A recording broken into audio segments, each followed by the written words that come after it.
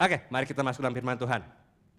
Saudara jemaat Tuhan boleh bangkit berdiri bersama-sama. Kita akan baca firman Tuhan dari Filipi 4 ayat 4 sampai 9. Kita baca dalam hitungan 3 saudara ya. 1, 2, 3. Bersukacitalah senantiasa dalam Tuhan. Sekali lagi kukatakan, bersukacitalah. Hendaklah kebaikan hatimu diketahui semua orang. Tuhan sudah dekat. Janganlah hendaknya kamu khawatir tentang apapun juga, tetapi nyatakanlah dalam segala hal keinginanmu kepada Allah dalam doa dan permohonan dengan ucapan syukur.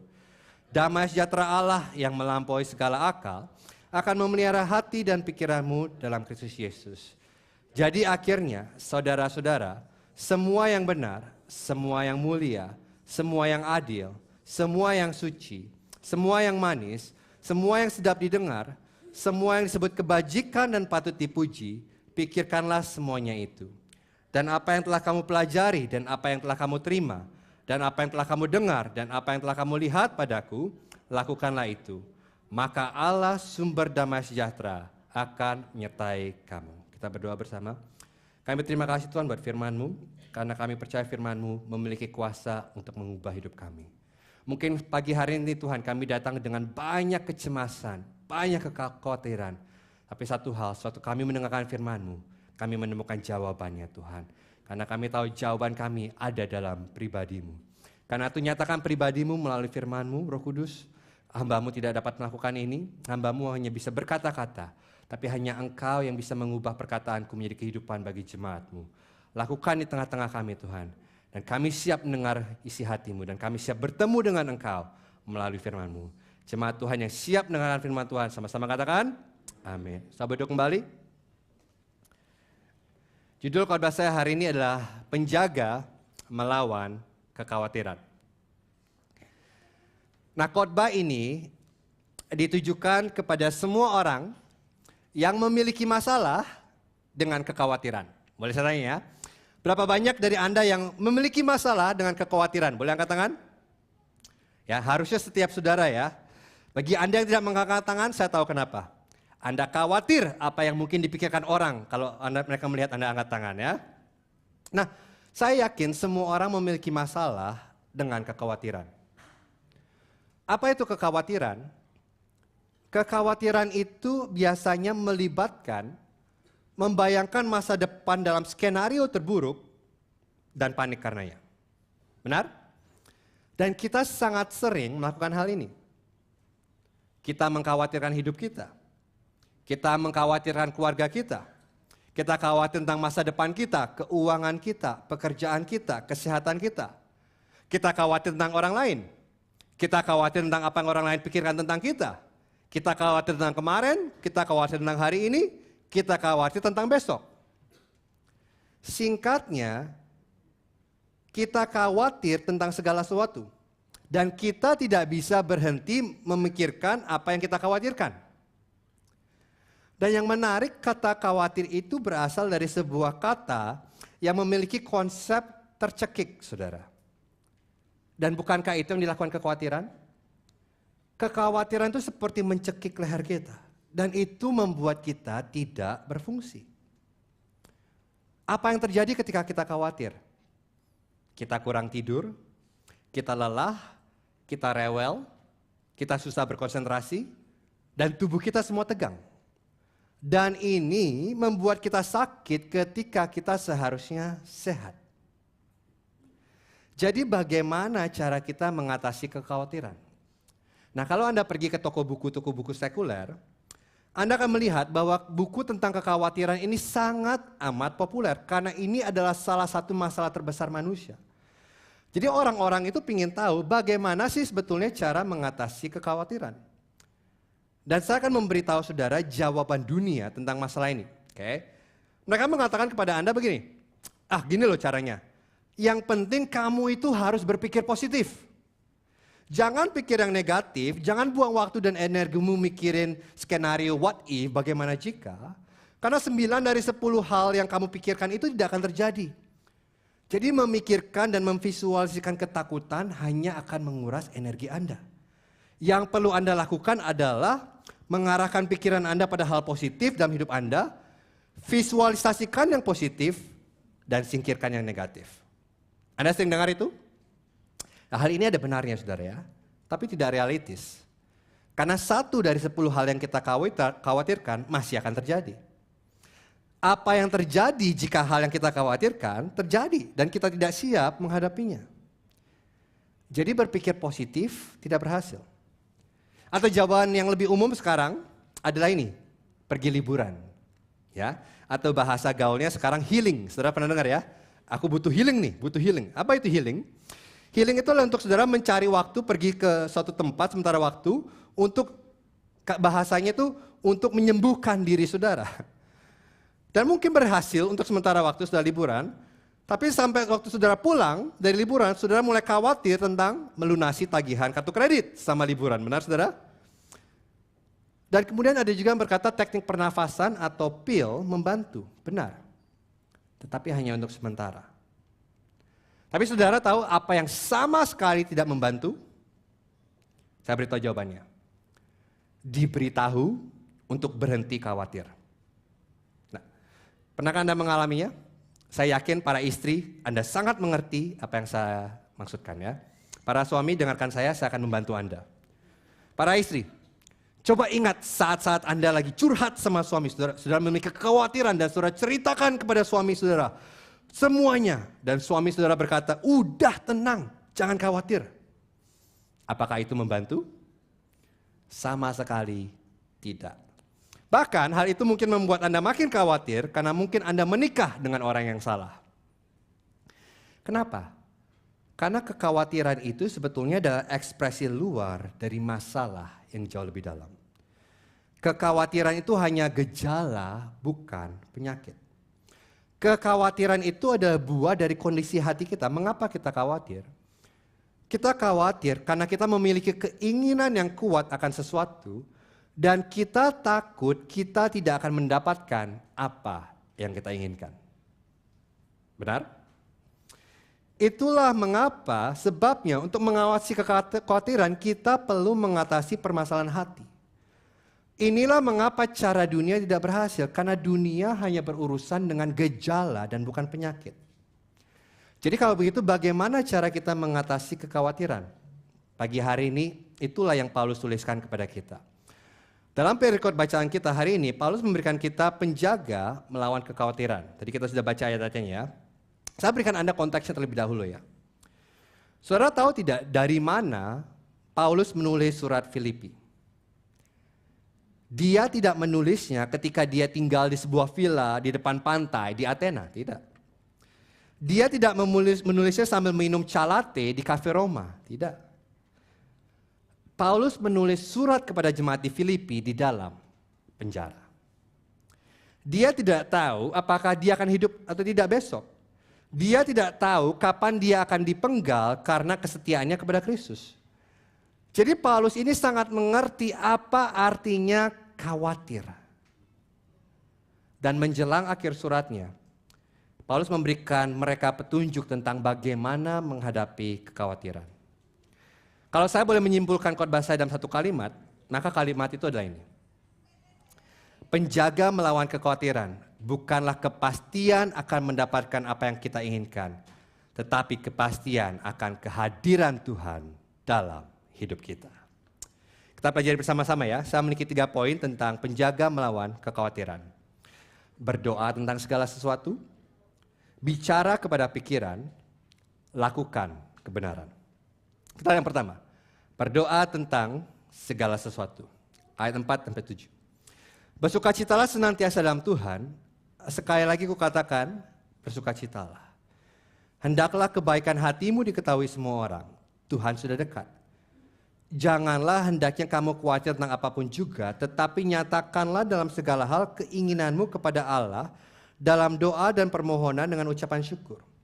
Damai sejahtera Allah yang melampaui segala akal akan memelihara hati dan pikiranmu dalam Kristus Yesus. Nah di sini Paulus memulai dengan sebuah pernyataan yang tampaknya tidak masuk akal sama sekali, benar? Ia berkata, bersukacitalah senantiasa dalam Tuhan. Sekali lagi kukatakan apa? Bersukacitalah. Dan ini bukan saran, ini adalah sebuah perintah. Jadi Paulus memerintahkan setiap umat Kristus untuk selalu bersukacita. Dan sebagian dari Anda mungkin berpikir, Paulus, kamu pasti hidup di dunia mimpi. Kenapa? Karena tidak mungkin bagi aku untuk selalu bersukacita. Tidakkah kamu tahu apa yang terjadi di sekelilingku? Tidakkah kamu lihat betapa buruk keadaanku? Pasanganku berselingkuh? Anak-anakku menjauh dari Tuhan? Bisnisku tidak berjalan dengan baik? Dokter mengatakan aku butuh operasi? Apa maksudmu dengan bersukacita senantiasa? Apa kamu bercanda? Ini tidak masuk akal. Saya mengerti reaksi Anda. Tetapi sebelum Anda menganggap Paulus tidak hidup di dunia nyata, ingat bahwa dia menulis kata-kata ini dari mana? Penjara. Paulus telah mengalami penderitaan dan perlakuan yang tidak adil lebih banyak dari yang kita semua pernah alami. Tetapi dia memerintahkan kita untuk selalu bersukacita. Inilah yang harus kita mengerti. Sukacita tidak sama dengan kebahagiaan. Nah, beberapa tahun yang lalu, Pharrell Williams menulis sebuah lagu yang membuat semua orang menari dan bertepuk tangan. Saya ingat lagu itu? Because I'm happy. Ingat saudara? Clap along if you feel like. Saya nggak bisa nyanyinya saudara, terlalu susah saudara ya. Because I'm happy, so saudara, so clap along if you feel like happiness is the truth. Nah, ini lagu yang sangat menarik dan sangat menyenangkan. Dan bahkan membuat orang-orang Presbyterian pun ingin menari dan bertepuk tangan, saudara ya. Ini lagu adalah mengungkapkan keinginan universal manusia untuk ingin selalu bahagia. Semua orang senang banget dengan lagu ini. Dan semua orang menari dan tepuk tangan mendengar lagu ini. Tapi ini masalahnya. Ini tidak mungkin. Mengapa? Karena kebahagiaan selalu bergantung pada keadaan. Kebahagiaan datang dari kenyamanan memiliki hal-hal yang kita inginkan. Kita bahagia ketika segala sesuatu berjalan sesuai dengan kita inginkan. Dan kita tidak bahagia ketika segala sesuatu tidak berjalan sesuai dengan yang kita inginkan. Jadi kebahagiaan itu selalu bergantung pada keadaan. Tetapi sukacita berbeda karena sukacita adalah sesuatu yang mendalam dan konstan dan tidak berdasarkan keadaan. Maka dari itu sudah perhatikan Paulus berkata apa? Bersukacitalah senantiasa dalam siapa? Tuhan. Dan ini yang harus kita pahami. Sukacita tidak berakar pada keadaan yang selalu berubah. Tetapi pada Tuhan yang tidak pernah berubah. Sukacita kita konstan karena itu berasal dari hubungan kita dengan Tuhan. Bukan dari apa yang kita inginkan. Jadi dengan kata lain, bersukacita senantiasa dalam Tuhan berarti menghargai Tuhan sedemikian rupa sehingga tidak ada lagi yang lebih penting daripada Tuhan. Tuhanlah sukacita kita. Dan kalau ini benar bukan berarti kita selalu berbahagia dan tepuk tangan. Tetapi ini berarti bahwa bahkan ketika kita tidak memiliki apa yang kita inginkan, kita tetap tenang. Timothy Keller mengatakan demikian.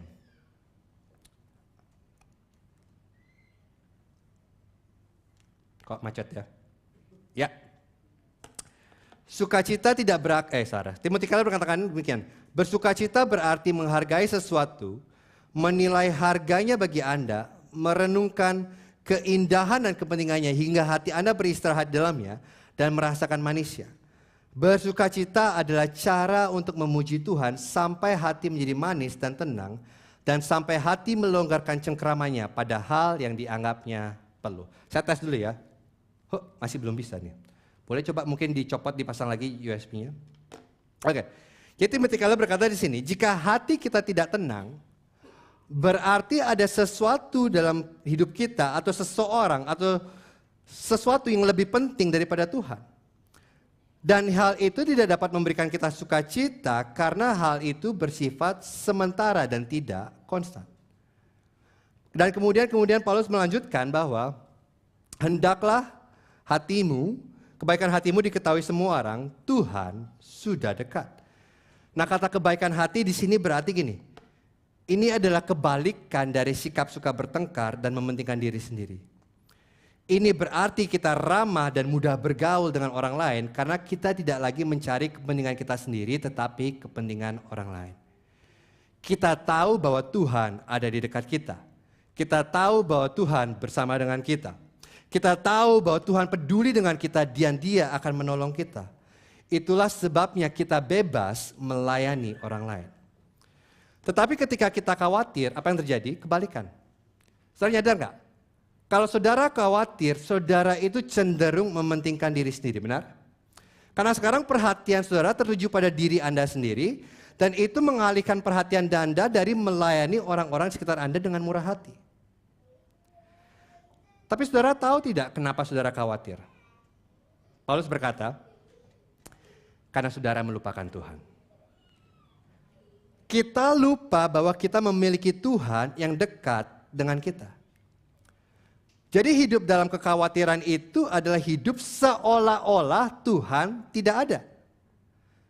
Jadi kita tuh mungkin orang Kristen, tetapi kalau kita terus-menerus khawatir, kita berfungsi seperti orang ateis. Kita mungkin mengatakan dengan mulut kita bahwa Tuhan adalah Allah kita, tetapi ada Allah lain dalam hati kita. Jadi Saint Augustine itu saudara memberikan sebuah wawasan yang luar biasa tentang kekhawatiran. Dia bertanya gini, mengapa kita begitu khawatir? Okay. Nah kalau saudara sedikit khawatir itu normal saudara ya. Kalau saudara tidak pernah khawatir itu berarti saudara tidak peduli tentang apapun dan saudara bukan manusia. Tetapi pertanyaannya adalah mengapa kita terlalu khawatir? Mengapa kita tidak bisa tidur waktu malam dan kenapa kita penuh dengan rasa takut? Ini alasannya.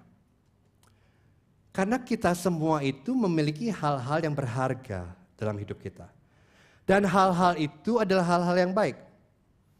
Orang tua dan anak adalah hal yang baik. Karir adalah hal yang baik.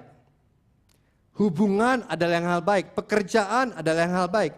Tetapi namun ketika hal-hal yang baik itu tiba-tiba berubah menjadi hal yang terutama dalam hidup kita, ketika hal-hal yang baik itu menjadi hal yang harus kita miliki untuk kita bahagia, maka hal itu menjadi harta kita. Itu sudah menjadi berhala kita. Kita mencarinya, kita menginginkannya, dan kita percaya kita tidak akan bahagia kecuali kita memilikinya. Jadi ketika hal-hal yang baik menjadi hal-hal yang terutama, saat itulah kekhawatiran melanda. Kekhawatiran itu seperti asap yang bisa kita lacak sampai ke api. Jadi ketika kita terlalu khawatirkan sesuatu, kita akan bisa telusuri dari asapnya kepada apinya. Kekhawatiran tersebut akan menunjukkan ada hal-hal yang baik yang sudah menjadi hal yang terutama dalam hidup kita. Pada akar kekhawatiran kita akan menemukan Tuhan palsu yang telah menjadi harta kita. Kita sudah melupakan Tuhan. Saudara mengikuti saya sampai saat ini saya masih mendiagnosa permasalahannya ya. Oke, kalau begitu, bagaimana cara kita menjaga diri dari kekhawatiran? Di ayat 6, Paulus berkata begini,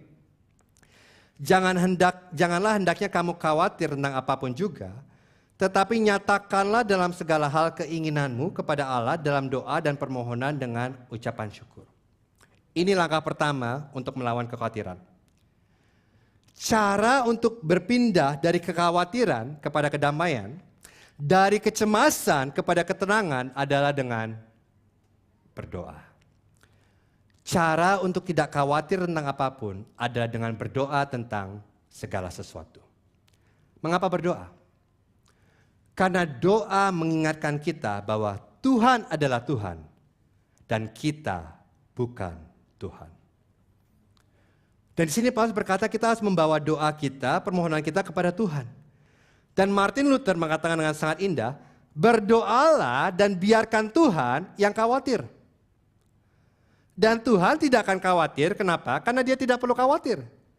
Dia sudah tahu akhir dari awal dan Dia tidak pernah terkejut. Tetapi yang menarik di sini kemudian Paulus berkata, kita tidak hanya harus membawa permohonan kita kepada Tuhan, tetapi ia juga mengatakan untuk melakukannya dengan ucapan syukur. Dan ini penting sekali saudara, ini rahasia doa. Ketika kita membawa permohonan kita kepada Tuhan, kita tidak hanya berkata, Tuhan, ini yang aku butuhkan, tolong aku. Kita berkata, Tuhan, ini yang aku butuhkan. Aku membawa permintaanku kepadamu dan aku tahu engkau baik. Apapun jawabanmu atas permintaanku adalah baik. Dan aku berterima kasih untuk itu. Jika mungkin aku meminta sesuatu yang menyakitkan aku dan engkau tidak memberikannya kepadaku, aku berterima kasih. Jika engkau memberiku sesuatu yang berlawanan dengan apa yang kuminta, meskipun itu akan sulit, aku berterima kasih. Mungkin aku tidak akan senang dengan hal itu, tetapi aku tahu engkau dapat dipercaya. Aku tahu engkau adalah Tuhan yang baik dan engkau akan melakukan apa yang baik bagi hidupku.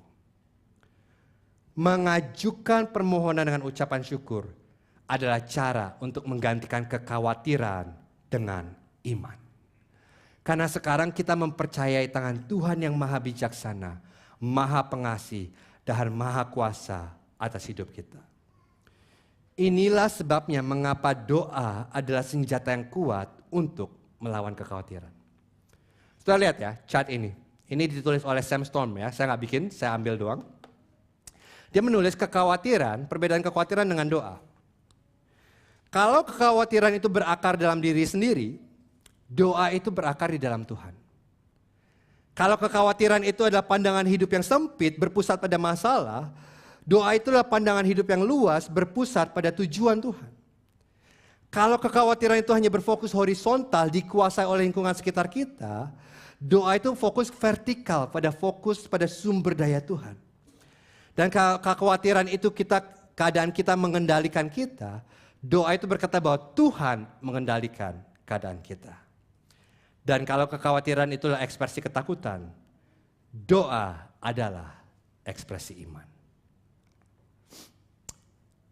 Ketika kita khawatir, mudah bagi kita untuk menyendiri dan mencoba mencari jawaban untuk diri kita sendiri, benar ya?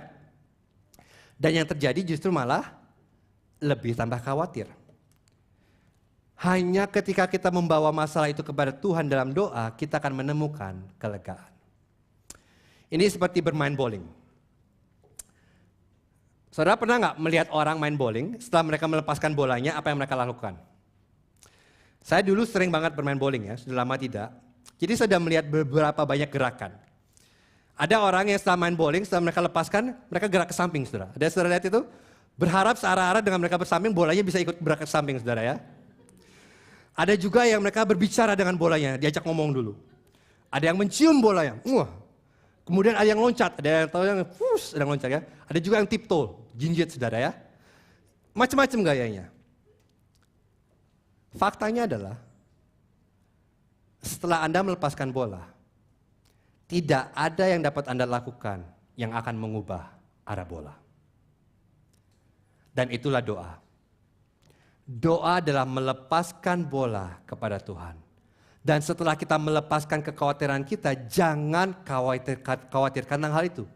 Izinkan Tuhan yang menanganinya. Dan lihat apa yang tadi di berikutnya. Ini menarik sekali di ayat 7. Damai sejahtera Allah yang melampaui segala akal akan memelihara hati dan pikiranmu dalam Kristus Yesus. Jadi ketika kita berdoa tentang segala sesuatu, damai sejahtera Allah akan menjaga hati dan pikiran kita dengan cara yang tidak dapat dipahami oleh akal manusia. Dan saya menyukai kata damai sejahtera Allah. Karena Paulus tidak hanya mengatakan bahwa Allah akan memberikan kita damai sejahtera. Oh tidak. Dia tidak berbicara tentang damai sejahtera yang Allah berikan. Tetapi tentang damai sejahtera yang ada di dalam Allah sendiri. Apa yang dijanjikan kepada kita adalah damai sejahtera yang dialami Allah. Itulah sebabnya damai sejahtera ini melampaui segala akal, melampaui segala pemahaman manusia. Dan damai sejahtera supernatural ini tidak dapat dijelaskan dengan logika manusia. Dan ini akan memelihara kita dan menjaga hati dan pikiran kita. Dan kata memelihara di sini berasal dari kata Yunani yang berarti gini. Ini ada sebuah kata militer, penjagaan. Ini berarti membawa sebuah pasukan dan mengelilingi sebuah kota dengan pasukan untuk menjaganya dari serangan musuh. Dan kalau kita memiliki tentara yang menjaga kota kita, kita bisa tidur dengan tenang. Kenapa? Karena kita tahu ada tentara yang melindungi kita dari musuh. Dan inilah janji yang Tuhan berikan kepada kita. Ketika kita berdoa tentang segala sesuatu, musuh masih ada di luar sana.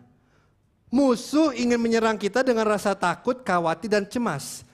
Tetapi kabar baiknya, damai sejahtera Allah adalah benteng kita. Damai sejahtera Allah akan menjaga kita dari serangan musuh sehingga kita bisa tidur pulas di malam hari. Nah, saya ingat banget ya, saya mengalami kedamaian supernatural ini ketika saya didiagnosa menderita leukemia. Pada awalnya, saya ingat malam kedua, saya sangat amat marah kepada Tuhan. Saya berkata, Tuhan, mengapa Engkau mengizinkan ini terjadi? Setelah 5 tahun aku sekolah kitab, apakah ini cara Engkau memperlakukanku? Saya sangat khawatir tentang hidup saya. Namun kemudian Tuhan membuka mata saya untuk melihat betapa sombongnya saya. Dan di situ saya merasakan manisnya kasih karunia Tuhan. Jadi kemudian saya berdoa dan membawa semua permohonan saya kepada Tuhan dan ucapan syukur. Lalu saya tertidur. Dan saya tidak bohong, dan saya tidak membesar-besarkan. Besok paginya, saya tidak bisa menjelaskan apa yang terjadi pada saya. Saya merasakan damai sejahtera. Saya memiliki keyakinan yang kuat bahwa Tuhan menyertai saya dan saya akan baik-baik saja. Bahkan jika saya harus mati, saya tidak apa-apa. Apa yang terjadi? Saya mengalami damai sejahtera Allah yang melampaui segala akal. Dan perhatikan baik-baik. Kita tidak dijanjikan keinginan kita. Kita dijanjikan damai sejahtera Allah. Dan damai sejahtera ini tidak ada hubungannya dengan kita mendapatkan apa yang kita inginkan. Damai sejahtera ini adalah keyakinan dan kepercayaan akan kendali Allah yang bijaksana dan baik atas hidup kita. Bahkan jika kita tidak mendapatkan apa yang kita inginkan. Itu langkah pertama. Jangan khawatir tentang apapun, tetapi berdoalah tentang segala sesuatu. Tapi yang kedua, Paulus nggak berhenti di situ. Yang kedua adalah kita harus berbicara kepada pikiran. Di ayat 8. Jadi akhirnya saudara-saudara, semua yang benar, semua yang mulia, semua yang adil, semua yang suci, semua yang manis, semua yang sedap didengar, semua yang disebut kebajikan dan patut dipuji, pikirkanlah semuanya itu. Jadi langkah kedua untuk menjaga diri kita melawan kekhawatiran adalah untuk berbicara kepada pikiran. Nah, ini menarik. Saudara mengerti ini secara instinktif ya saudara ya. Bahwa pikiran manusia itu tidak bisa menjadi ruang hampa. Benar? Harus ada sesuatu yang mengisi pikiran kita. Itulah mengapa liburan ke Jepang tidak mengatasi kekhawatiran. Kenapa? Karena pikiran kita masih perlu diisi dengan sesuatu, apalagi setelah liburan. Yang perlu kita lakukan adalah mengubah pikiran kita dari termometer menjadi termostat. Nah, Anda tahu perbedaan antara termometer dan termostat? Termometer bergerak naik turun berdasarkan suhu di sekitarnya. Termostat mempengaruhi dan mengontrol suhu di sekitarnya. Jika pikiran kita ada termometer, itu berarti kita dikendalikan oleh kekhawatiran kita. Kita dikendalikan oleh segala sesuatu yang terjadi di sekitar kita. Kalau pikiran kita ada termostat, itu berarti kita tidak dikendalikan oleh apa yang terjadi di sekitar kita, tetapi kita mempengaruhi segala sesuatu di sekitar kita. Namun permasalahannya, saudara tahu tidak, mode alami pikiran kita yang mana? Termometer. Jadi kalau begitu bagaimana cara kita mengubah pikiran kita dari termometer menjadi termostat? Ini caranya. Dengan berbicara kepada pikiran kita. Kita punya pilihan.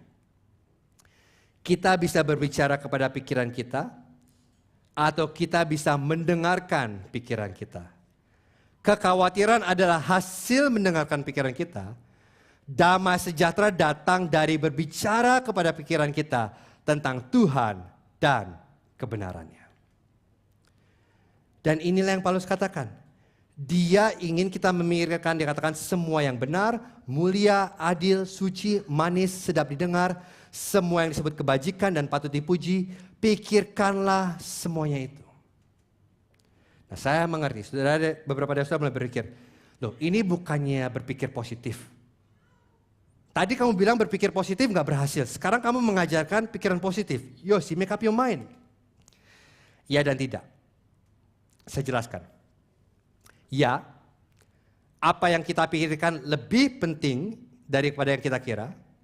Karena sebagian besar peperangan untuk mengubah seseorang yang khawatir menjadi seorang yang penuh damai terjadi dalam pikiran. Kita tidak bisa mengharapkan Tuhan menjaga pikiran dan hati kita jika kita terus mengisi pikiran kita dengan sampah. Tapi tidak, ini bukan berpikir positif. Apa yang Paulus sebutkan dalam ayat ini adalah karakteristik yang menggambarkan siapa Tuhan. Coba pikirkan. Firman Tuhan adalah bentuk tertinggi dari segala sesuatu yang benar. Kesempurnaan moral Tuhan adalah definisi dari apa yang mulia.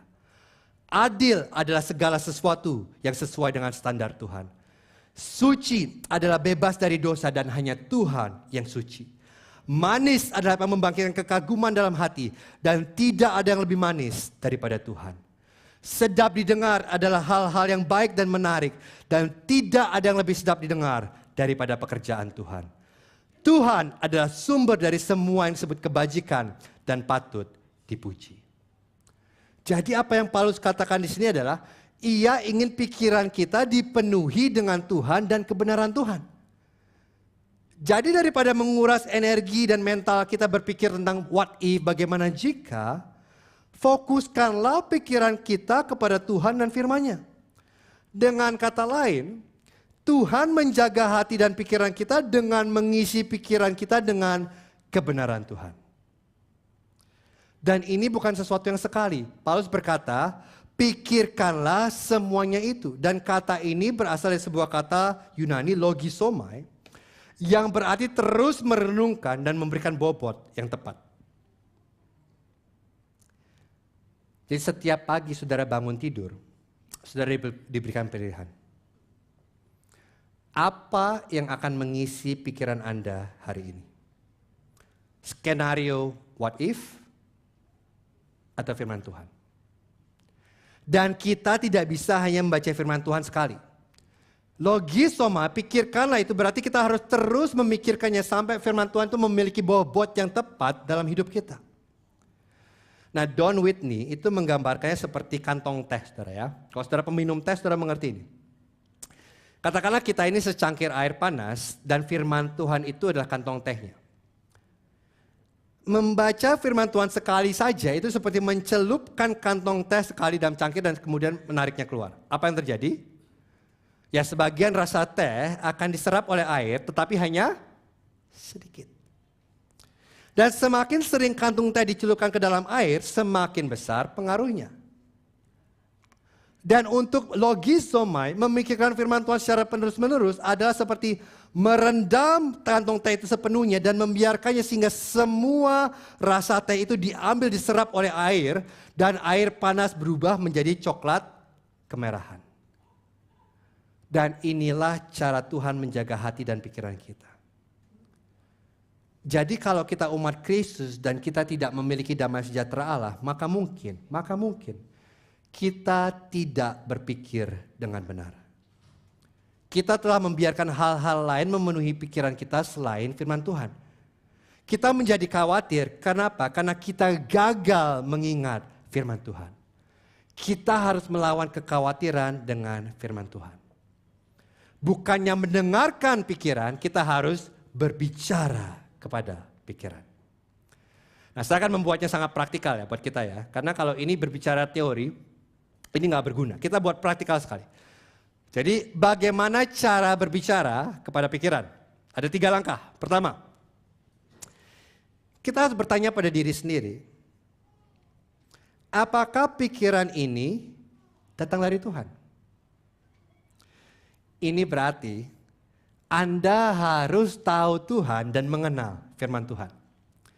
Karena sangat sulit membedakan apakah ini pikiran ini berasal dari Tuhan atau tidak kalau Anda tidak tahu Tuhan dan firman Tuhan, benar? Jadi pertanyaan pertama adalah apakah Anda tahu siapa Tuhan dan apakah Anda tahu seperti apa Tuhan itu? Atau jangan-jangan yang Anda ketahui tentang Tuhan hanya dari Instagram Reel yang Anda tonton setiap pagi. Dan jika Anda mengenal Tuhan dan firman Tuhan, maka Anda dapat mengetahui sekarang yang mana yang berasal dari Tuhan, yang mana yang bukan. Karena kemungkinan yang ada di pikiran saudara adalah serangan musuh, mungkin itu adalah kebohongan budaya, mungkin itu adalah tuduhan palsu dari orang-orang sekitar Anda. Jadi langkah pertama adalah untuk bertanya pada diri sendiri, apakah pikiran ini berasal dari Tuhan? Dan yang kedua dan yang ketiga adalah begini, buka Alkitab. Temukan janji Tuhan yang spesifik yang berhubungan dengan situasi Anda. Dan yang ketiga, renungkan firman Tuhan atas situasi Anda. Jangan cuma membaca yang sekali, tetapi biarkan kantung teh itu mewarnai seluruh cangkir. Nah, kita praktek bersama-sama ya. Kita lakukan ini bersama-sama. Saya ini orang yang suka khawatir tentang masa depan. Ada saudara yang suka khawatir tentang masa depan? Boleh saya lihat tangannya? Oke, hampir semua ya, hampir sampai kita ya. Anda tahu, Anda seharusnya tidak takut dan khawatir tentang masa depan. Tapi entah mengapa Anda tuh sering sekali takut dan khawatir ketika Anda berpikir tentang hari esok. Anda nggak tahu apakah Anda harus tinggal di Sydney atau di Indonesia. Anda tidak tahu pekerjaan apa yang harus Anda ambil. Anda khawatir tentang anak-anak Anda, sekolah Anda, bisnis Anda khawatir tentang hubungan Anda. Anda selalu khawatir dan Anda tahu ini bukan dari Tuhan. Tuhan tidak ingin Anda hidup dalam ketakutan. Jadi apa yang Anda lakukan? Saya bantu saudara. Kita buka janji Tuhan yang spesifik yang berhubungan dengan situasi kita. Apa itu? Saya ambil ya, ayat yang saya pakai untuk diri saya. Matius 6, ayat 31-34. Karena itu janganlah kamu khawatir dan berkata, apakah yang akan kami makan? Atau apakah yang akan kami minum? Atau apakah yang akan kami pakai? Sebab bangsa-bangsa lain mencari semuanya itu dan Bapamu yang di surga tahu bahwa kamu memerlukan semuanya itu. Tetapi carilah dahulu kerajaan Allah dan kebenarannya, maka semuanya itu akan ditambahkan kepadamu. Karena itu janganlah kamu khawatir akan hari esok, karena hari esok mempunyai kekhawatirannya sendiri. Cukuplah kesusahanmu untuk hari ini dengan kesusahannya sendiri. Ada amin saudara? Amin. Gak cukup. Jadi sekarang Anda udah baca, oh ya sudah, dan ingatkan janji Tuhan. Oke, amin, amin. Itu baik, namun gak cukup. Karena sekarang Anda harus mencelupkan kantong teh itu terus menerus dalam pikiran Anda. Anda harus merenungkan firman Tuhan. Jadi Anda perlu berpikir, dan Anda mulai harus berdialog dengan pikiran Anda. Anda harus bertanya gini, loh, kenapa aku khawatir? Aku khawatir karena aku gak tahu apa yang terjadi besok. Aku khawatir karena aku nggak tahu apa yang terjadi di masa depan. Aku nggak tahu apakah aku mendapatkan apa yang aku inginkan atau tidak di hari besok. Itu kenapa aku khawatir. Oke. Tapi apa yang dikatakan firman Tuhan? Oke, firman Tuhan berkata gini. Firman Tuhan berkata bahwa aku tidak perlu khawatir tentang hari esok. Tuhan ingin aku peduli dengan hari ini. Tuhan sudah tahu apa yang aku butuhkan besok. Tetapi Tuhan menjamin kasih karunia untuk tantangan hari ini. Tuhan sudah tahu apa yang aku butuhkan besok, tetapi Tuhan berkata, kasih karunia hari ini hanya untuk hari ini. Dan besok, suatu tantangan besok datang, akan ada kasih karunia untuk hari besok. Cukuplah kesusahan hari ini untuk kesusahannya sendiri. Dan Tuhan yang mencukupi kasih karunia untuk aku hari ini, akan mencukupi aku dengan kasih karunia untuk hari esok. Itu berarti kalau itu benar, aku tidak perlu khawatir tentang apa yang aku butuhkan minggu depan, bulan September, tahun 2024. Kenapa? Karena hari ini ada tanggal 27 Agustus, dan aku diberikan kasih karunia untuk tanggal 27 Agustus. Dan ketika tanggal 28 Agustus tiba, Tuhan akan memberi aku kasih karunia untuk tanggal 28 Agustus. Bapakku yang di surga sudah tahu apa yang aku butuhkan besok dari kekekalan. Dan dia akan memberikan aku apa yang kubutuhkan ketika besok tiba. Jadi, aku tidak perlu khawatir tentang hari esok. Nah, saudara lihat apa yang terjadi? Saudara tidak bisa hanya membaca, kemudian saudara harus berdialog kepada pikiran saudara, dan kemudian saudara harus berbicara kebenaran firman Tuhan kepada pikiran saudara. Jadi bukannya membiarkan kekhawatiran berbicara kepada kita, kita justru harus berbicara firman Tuhan kepada kepikiran kita. Kekhawatiran terjadi ketika kita lupa bahwa Tuhan duduk di atas tahta dan Dia memegang kendali atas segala sesuatu. Kekhawatiran dimulai ketika kita memikirkan hal-hal yang tidak benar, tidak mulia, tidak adil, tidak suci, tidak manis, tidak sedap didengar, atau tidak patut dipuji. Dan kemudian kita jatuh ke dalam ketakutan dan keputusasaan. Dan karena itu kita mulai bersikap kasar kepada orang lain. Kita mulai tidak peduli kepada orang-orang sekitar dan bukannya murah hati. Dan kita melewatkan kehidupan yang Tuhan inginkan bagi kita. Jadi cara untuk menjaga melawan kekhawatiran adalah berdoa tentang segala sesuatu dan berbicara kepada pikiran kita. Dan ini membawa saya kepada poin ketiga. Lakukan kebenaran. Ayat 9. Dan apa yang telah kamu pelajari, dan apa yang telah kamu terima, dan apa yang telah kamu dengar, dan apa yang telah kamu lihat padaku, lakukanlah itu. Maka Allah sumber damai sejahtera akan menyertai kamu. Perhatikan saudara ya.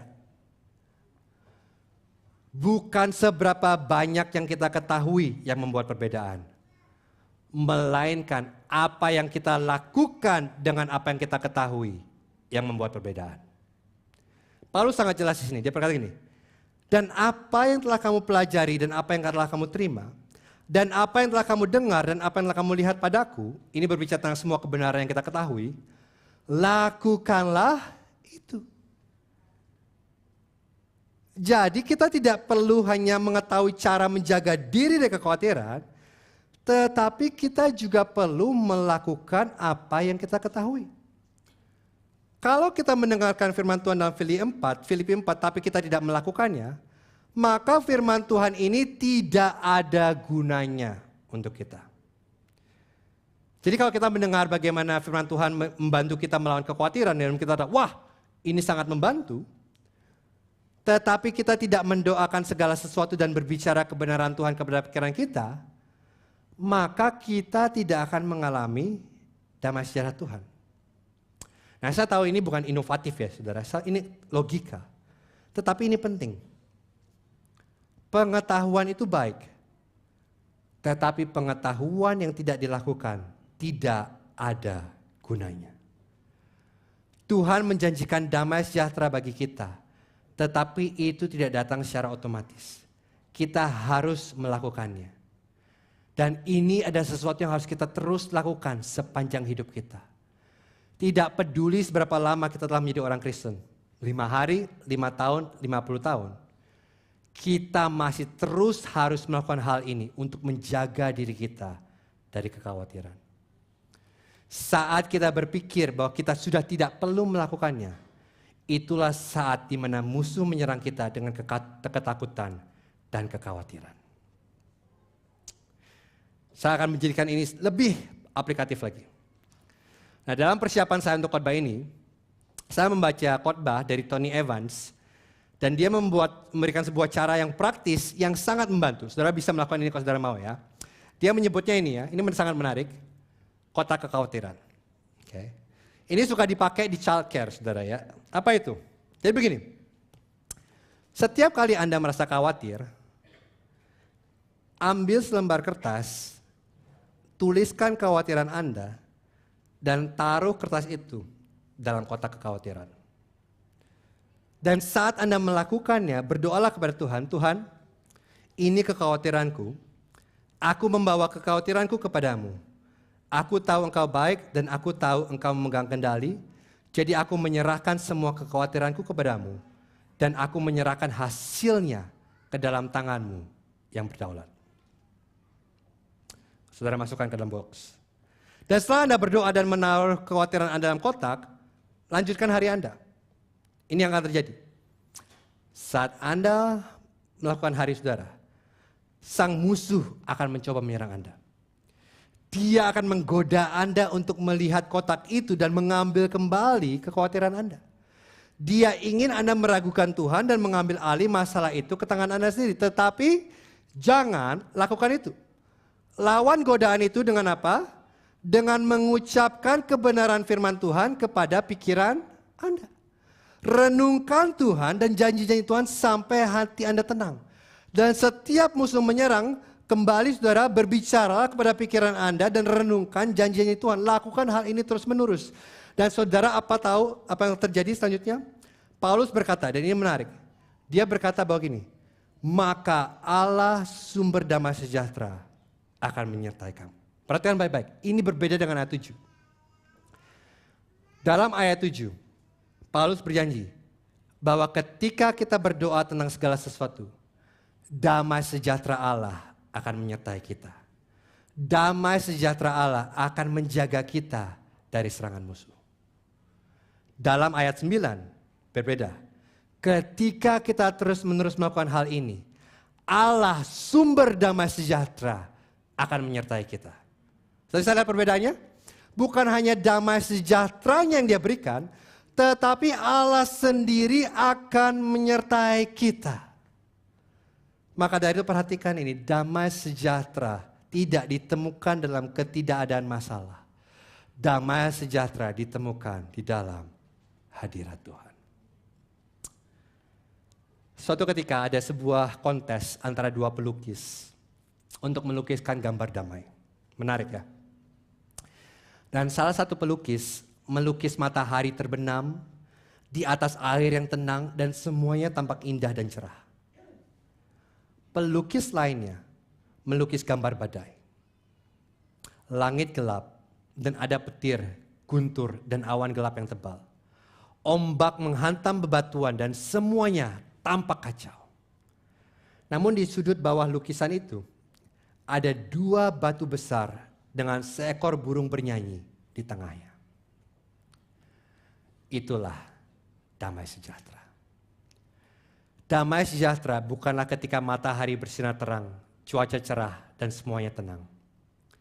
Damai sejahtera adalah ketika kita bernyanyi meskipun badai masih mengamuk. Tahukah Anda mengapa? Karena apa yang Tuhan lakukan saat memberikan kita damai sejahtera, Dia memberikan kita payung di tengah badai. Payung ini tidak menghentikan badai, tetapi payung ini menjaga kita agar kita tidak basah. Tapi kemudian Tuhan tidak hanya memberikan kita payung. Janji Paulus adalah Tuhan ada bersama kita di bawah payung itu. Dia berdiri bersama kita, di samping kita, di bawah payung, di tengah-tengah badai. Itulah damai sejahtera. Namun ini pertanyaan yang ingin saya tanyakan kepada Anda dan saya selesai. Bagaimana kita bisa tahu bahwa Allah sumber damai sejahtera menyertai kita? Bagaimana kita dapat yakin bahwa kita dapat memiliki damai sejahtera Allah? Ini caranya. Kita dapat memiliki damai sejahtera Allah dan Allah sumber damai sejahtera bersama kita ketika kita memiliki damai dengan Allah. Saya ulangi sekali lagi. Kita dapat memiliki damai sejahtera Allah dan Allah sumber damai sejahtera bersama kita ketika kita memiliki damai dengan Allah. Karena kalau kita tidak memiliki damai dengan Allah, kita tidak akan memiliki damai sejahtera Allah dan Allah sumber damai. Itu sebabnya Paulus berkata di ayat 7, damai sejahtera Allah yang melampaui segala akal akan memelihara hati dan pikiranmu dalam siapa saudara? Kristus Yesus. Jadi damai sejahtera ini hanya mungkin terjadi dalam Kristus Yesus. Karena sebenarnya apa yang kita pantas terima bukanlah damai sejahtera. Apa yang kita pantas terima ada kegelisahan, kekhawatiran yang sangat mendalam.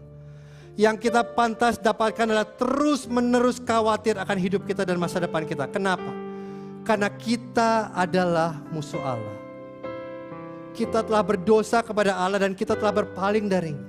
Kita telah menyingkirkan Allah dari tahta hati utama kita dan kita menggantikannya dengan berhala. Tetapi bukannya memberikan kita apa yang kita layak kita terima, Yesus datang dan mengambil apa yang seharusnya kita terima. Itulah sebabnya di kayu salib, Yesus mengalami kekhawatiran yang mendalam. Di kayu salib, Allah memalingkan wajahnya dari Yesus. Dan Yesus kehilangan hadirat Allah. Yesus kehilangan damai sejahtera Allah. Agar kita hari ini dapat memiliki damai dengan Allah. Dan damai dengan Allah ini justru akan membawa kita kepada damai sejahtera Allah. Dan Allah sumber damai. Dan inilah janji Injil. Jika kita melihat apa yang telah Yesus lakukan untuk kita. Jika kita melihat apa yang Yesus telah derita untuk kita. Jika kita menaruh iman kita kepada Yesus, kita dapat yakin bahwa Allah tidak akan pernah meninggalkan kita. Jadi pagi hari ini, kalau ada di antara saudara, saudara belum memiliki damai dengan Allah, ada tawaran untuk Anda. Yesus telah mati untuk dosa-dosa Anda, sehingga Anda dapat memiliki damai sejahtera yang melampaui segala akal budi. Yang saudara perlu lakukan hanya satu, percaya kepada Yesus sebagai Tuhan dan Juru Selamat saudara. Dan bagi saudara yang sudah menaruh iman saudara kepada Yesus, damai dengan Allah adalah sesuatu yang tidak dapat diambil oleh siapapun. Jadi jangan sampai kita mempercayai kebohongan musuh. Namun pada saat yang sama bukan berarti kita tidak melakukan apa-apa.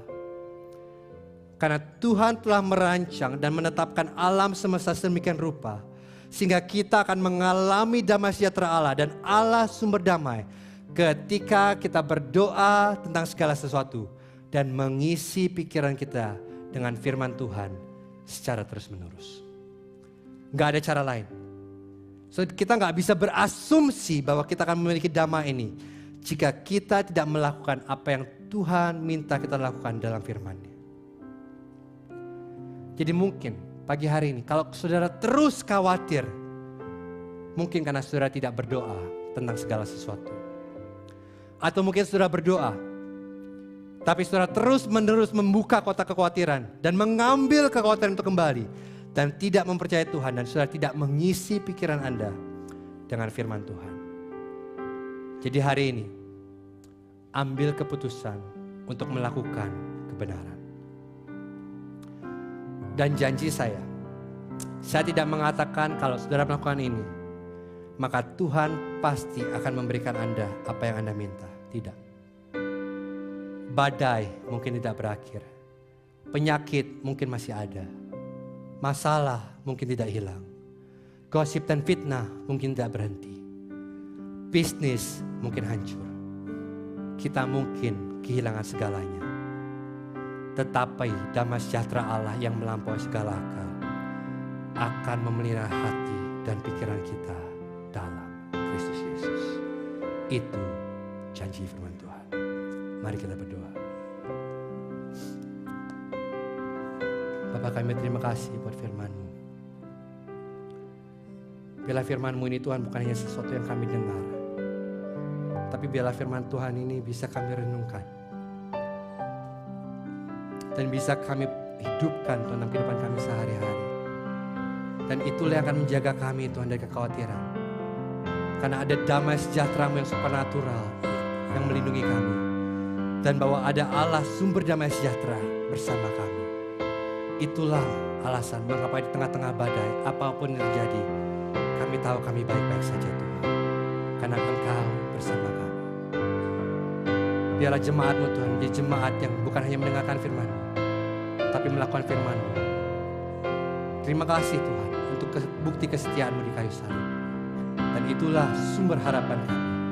Itulah alasan kenapa kami tahu kami memiliki damai dengan Engkau. Dan itulah alasan kenapa kami bisa yakin kami pun bisa memiliki damai sejahtera Allah. Dan Allah sumber damai sejahtera bersama kami. Terima kasih Tuhan. Dan kami minta doa ini dalam satu nama-nama Tuhan Yesus Kristus. Sedang percaya katakan amin. Mari kita bangkit berdiri dan kita nyanyikan sebuah lagu.